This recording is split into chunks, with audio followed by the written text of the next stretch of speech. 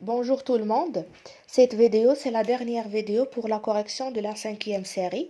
Alors, on est arrivé à l'exercice numéro 5. Dans cet exercice, on cherche à déterminer la série de Fourier de la fonction suivante. F, une fonction de pi périodique définie sur moins pi par f de x égale à x carré. Alors, avant de déterminer la série de Fourier, je vais rappeler quelques notions de base concernant cette série. Voilà. Pour donner ou bien déterminer une série de Fourier, on doit tout d'abord déterminer les coefficients de Fourier. Les coefficients de Fourier trigonométriques sont premièrement an qui est égal à 2 sur t, la période de la fonction. Voilà, ici on a f, une fonction t périodique, c'est-à-dire de période t.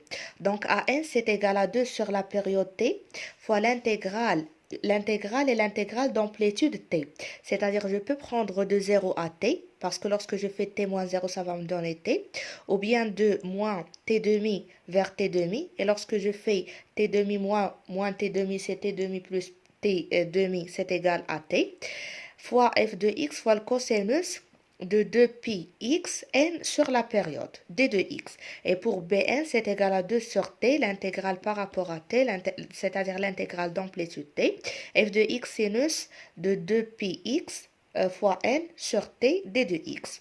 Alors, on peut voir clairement que a0, c'est-à-dire pour n égale à 0, c'est égal à 1 sur t, l'intégrale de t f de x d de x. Dans quelques exercices, on trouve une convention et on peut trouver à la place de 1 sur t, 2 sur t. Et toujours, on a b0, c'est égal à 0. Voilà, donc la série de Fourier de f de x, c'est égal à a0 plus la somme de an cosinus an multiplié par cosinus de 2pi nx sur la période plus bn multiplié par sinus de 2pi nx sur la période. Alors, dans cet exercice, pour trouver la série de Fourier, on doit calculer les coefficients an et bn. On peut remarquer que la fonction f est une fonction paire. Pourquoi? Parce qu'on a f de moins x, c'est égal à moins x le tout au carré, c'est égal à x carré, c'est égal à f de x. Donc, lorsqu'on trouve que la fonction est paire, alors les coefficients en sinus sont nuls. D'après le rappel, les coefficients en sinus sont les bn. Donc, quel que soit n, on a bn, c'est égal à 0. Et je note que dans l'exercice numéro 4, dans la première et la deuxième partie, nous avons trouvé les an qui sont nuls. Pourquoi? Parce que la fonction était impaire. Donc, si la fonction est impaire, alors les an sont nuls. Et si la fonction est paire, alors les bn sont nuls. Donc, maintenant, on passe pour calculer juste les an. Pour ainsi faire, on commence par A0.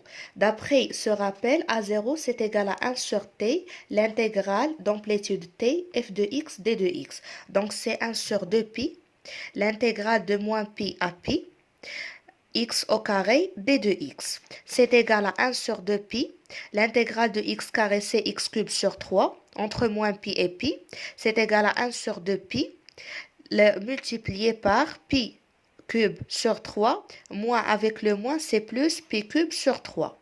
Donc, ça devient 2 pi cube sur 3. On simplifie par 2, il nous reste pi, on simplifie par 2 et par pi.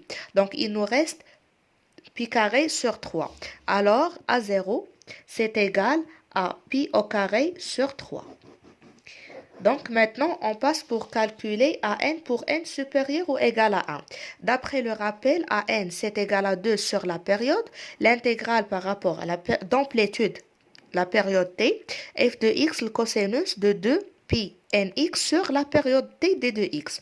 On applique cette égalité et on trouve que an c'est égal à 1 sur pi parce que si on fait 2 sur 2pi, on simplifie par 2, il nous reste 1 sur pi. Donc c'est 1 sur pi, l'intégrale de 0 à 2pi de f de x cosinus de 2pi nx sur 2pi, on simplifie par 2pi, il nous reste nx d de x. Alors c'est égal à 2 sur pi, l'intégrale de 0 à pi. Pourquoi 2, l'intégrale de 0 à pi? Parce que l'intégrale de 0 à 2 pi, c'est l'intégrale de 0 à pi plus l'intégrale de pi à 2 pi. Et l'intégrale de pi à 2 pi, c'est égal à l'intégrale de 0 à pi. Donc, on fait la sommation, c'est égal à 2.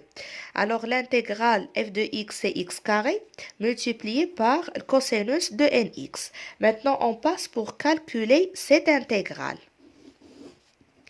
L'intégrale de 0 à pi de x carré cosinus de nx d de x. Pour ainsi faire, on va utiliser l'intégration par partie. Donc, on note cette intégrale par i. Voilà. Alors, on pose u, c'est égal à x carré, et v', c'est égal à le cosinus de nx. Donc, u', c'est égal à 2x, et v, c'est égal à sinus de nx, mais bien sûr sur n. Alors, I, c'est égal à U fois V, c'est-à-dire x carré fois sinus de nx sur n, entre 0 et pi, moins l'intégrale de U' fois V, c'est-à-dire 2x fois sinus de nx sur n. Maintenant, on doit calculer, ou bien on calcule tout d'abord cette intégrale. Lorsqu'on remplace ici, on trouve pi au carré sinus de n pi sur n moins 0 au carré multiplié, donc c'est 0. Alors voilà, c'est pi carré fois sinus de n pi sur n moins 2 sur n. Pourquoi on fait extraire 2 sur n l'intégrale de x sinus de nx d de x. Donc ça c'est égal à 0. Parce que sinus de npi c'est égal à 0. Donc, il nous reste moins 2 sur n, l'intégrale de 0 à pi, x sinus de nx d de x. Donc, on doit calculer encore une fois cette intégrale en utilisant l'intégration par partie. On pose u égale à x. U' donc c'est égal à 1. Et on pose v' est égal à sinus de nx. Donc v c'est égal à moins cosinus de nx sur n. Alors i c'est égal à moins 2 sur n. Voilà, on garde moins 2 sur n multiplié par cette intégrale. C'est-à-dire multiplié par u fois v. Donc x fois moins cosinus de nx sur n. Plus l'intégrale. Pourquoi plus? Parce que c'est moins. Donc c'est plus u' fois v. Donc, c'est plus 1 sur n, l'intégrale de cosinus de nx d de x. Alors, maintenant, l'intégrale de cosinus de nx est égale à sinus de nx sur n. Donc, on obtient moins 2 sur n. Ici, c'est moins cosinus de n pi fois pi sur n moins lorsque je multiplie par 0, donc c'est 0, plus 1 sur n fois sinus de nx sur n entre 0 et pi. Ça, c'est égal à 0. Donc, il nous reste 2. Il nous reste 2. Pourquoi 2? Parce que c'est moins avec le moins, donc c'est 2. 2 pi sur n au carré fois cosinus de pi n. Cosinus de pi n, c'est égal à moins 1 à la puissance n. Parce que par exemple, si on prend n est égal à 1, alors on trouve que cosinus de pi, c'est égal à moins 1. Et si n, c'est égal à 2, donc cosinus de pi, c'est égal à 1. Et ainsi de suite. Donc en général, cosinus de pi n, c'est égal à moins 1 à la puissance n. Maintenant, on arrive à trouver la valeur de l'intégrale i. Donc, on a trouvé que ça, c'est égal à 2 pi sur n au carré fois moins 1 à la puissance n. On passe maintenant pour remplacer. Donc, on a trouvé que an, c'est égal à 2 sur pi, l'intégrale de 0 à pi x carré cosinus de nx d de x. Donc, c'est égal à 2 sur pi fois cette intégrale, on a trouvé que c'est égal à 2 pi sur n carré moins 1 à la puissance n. Donc, c'est égal à 4. Ici, on simplifie par pi, alors c'est égal à 4 sur n carré multiplié par moins 1 à la puissance n. Maintenant, comme la fonction f que nous avons f de x est égal à x carré est continue et elle est de classe C1 par morceau. Alors, en utilisant le théorème de Dirichlet, cette fonction est somme de sa série de Fourier, c'est-à-dire que f de x, c'est égal à la somme de la série de Fourier. Voilà, ça c'est égal à f de x. La fonction f est somme. C'est égal à la somme de la série de Fourier pour tout réel. Et on a donc pour tout x dans moins pi, la somme de Fourier qui est égale à A0 plus la somme de n supérieur ou égal à 1 de an fois le cosinus de nx. Voilà, ici on a remplacé, c'est égal à f de x, donc c'est égal à x carré. Alors maintenant, nous avons répondu à la première question. On passe pour répondre à la deuxième. Dans la deuxième question, on cherche à calculer quelques sommes. La première somme que nous avons, c'est la somme de 1 sur n carré. Bien sûr, en se basant sur la somme de Fourier qu'on vient de trouver. Ici, on remarque qu'on a le 1 sur n carré. Mais ça nécessite un peu de simplification pour trouver la somme de 1 sur n carré à quoi égale exactement. Donc, voilà ce qu'on fait. Si on pose x est égal à pi, alors on obtient pi au carré sur 3 plus 4, la somme de moins 1 à la puissance n sur n au carré. À la place de cosinus de nx, on met cosinus de n pi. C'est égal, on a trouvé que c'est égal à x carré, donc c'est égal à pi au carré. Et comme on a dit, cosinus de n pi, c'est égal à moins 1 à la puissance n. Alors, on obtient que ça, c'est équivalent à dire que pi carré sur 3 plus 4, la somme de moins 1 à la puissance n fois moins 1 à la puissance n sur n carré, c'est égal à pi au carré. Donc, ça veut dire que je fais ici 4, la somme de 1 sur n carré. Pourquoi 1? Parce que j'ai ici moins 1 à la puissance n multiplié par moins 1 à la puissance n, c'est égal à quoi? C'est égal à moins 1 à la puissance 2n. 2n pair. Donc, moins 1 à la puissance 2n, c'est égal à 1. Donc, ça devient 1. Et ça veut dire que 4, la somme de 1 sur n carré, c'est égal à pi au carré moins pi carré sur 3. Alors, c'est égal à 2 pi carré sur 3. Et par suite, la somme de 1 sur n carré, la somme qu'on cherche à trouver, c'est égal à 2 pi carré sur 3 multiplié par 1 sur 4. Après simplification, on trouve que c'est égal à pi carré sur 6. Pour la deuxième sommation que nous avons, c'est la somme de moins 1 à la puissance n plus 1. On remarque ici qu'on a le n plus 1 sur n carré. Alors, cette fois-ci, on pose x est égal à 0. Pourquoi? Parce que si on pose x est égal à 0, on obtient que la série de Fourier pi au carré sur 3 plus 4, la somme de moins 1 à la puissance n sur n carré, fois le cosinus de n fois, on a supposé que x est égal à 0, donc n fois 0, c'est égal à x carré. Alors, c'est égal à 0 carré, donc c'est égal à 0.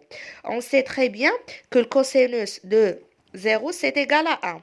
Donc, on obtient pi carré sur 3 plus 4 fois la somme de moins 1 à la puissance n sur n au carré, c'est égal à 0. Ce qui veut dire que la somme, ou bien que 4, la somme de moins 1 à la puissance n sur n carré, c'est égal à quoi? C'est égal à moins pi au carré sur 3. Et lorsque je divise par 4, ça devient, c'est égal à moins pi carré sur 12. Alors, je fais le moins ici, donc ça devient moins la somme de moins 1 à la puissance n. Et moins 1 multiplié par moins 1, ça fait moins 1 à la puissance n plus 1.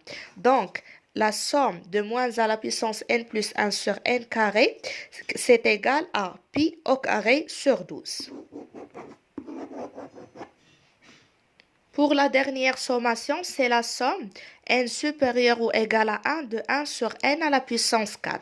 Alors, qu'est-ce qu'on remarque ici? On remarque qu'on a n à la puissance 4, mais dans la somme de Fourier que nous avons trouvé n au carré. Alors, ça nécessite de faire le au carré encore une fois. Donc, on a f une fonction continue. Alors, en utilisant l'égalité de Parseval, on obtient 1 sur pi, l'intégrale de 0 à pi de f au carré, donc je fais au carré, f au carré de x de x, c'est égal à a0 au carré, plus n demi an au carré, plus bn au carré. Alors, 1 sur pi, l'intégrale de 0 à pi, on a f de x, c'est égal à x carré, donc f de x carré, c'est égal à x à la puissance 4 de x, c'est égal à a0 au carré. On a trouvé que a0 c'est égal à pi sur 3. Donc a0 carré c'est égal à pi carré sur 9. Plus n demi a n au carré. Donc c'est 4 sur n au carré moins 1 à la puissance n, le tout au carré. Bn on a trouvé que c'est égal à 0. Ça veut dire que ici, si on calcule, on obtient pi à la puissance 4 sur 5, parce que l'intégrale ici, c'est x à la puissance 5 sur x5. On remplace, on obtient pi à la puissance 4 sur 5, moins pi à la puissance 4 sur 9, c'est égal à la somme, à cette sommation, c'est-à-dire à la somme de 8 sur n à la puissance 4. Parce qu'ici, on a 16 et lorsqu'on simplifie, il nous reste le 8. Alors, la somme de, je peux continuer ici, ou bien on peut avoir le résultat directement parce que c'est assez facile. Donc, la somme de 1 sur n à la puissance 4, c'est égal, normalement, c'est égal à pi à la puissance 4 sur 5 moins pi à la puissance 4 sur 9 sur 8. Et ça va nous donner pi à la puissance 4 sur 90. Et comme ça, on arrive à la fin de cet exercice. Ce qu'on peut déduire, c'est qu'on peut calculer quelques sommations à partir de la somme de Fourier.